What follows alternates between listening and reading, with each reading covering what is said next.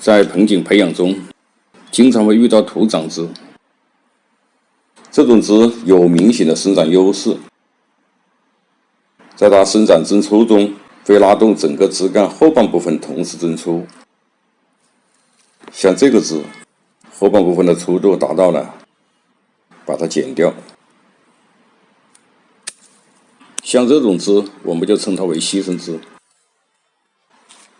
牺牲枝在盆景造型中本身是没有用的，它的作用就是加快枝干的增出。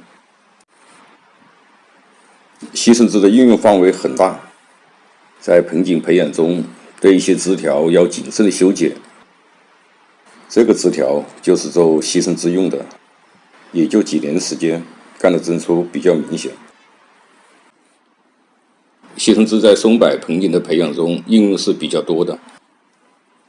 这些树桩生长慢，尤其是在盆中培养。这盆五针松，这个枝就是做牺牲枝用的。这些枝可以按照正常培养进行闭芽操型处理。这个小黑松从小苗开始培养了4年，这个枝就是做结顶的，上半部分做牺牲枝。牺牲枝不是放任生长，长得太粗，过渡部分的结口太大，不自然。适当的时候可以对它进行高压。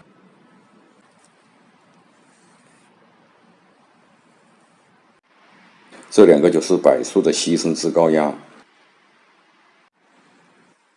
根与发育好了，可以剪下来上盆。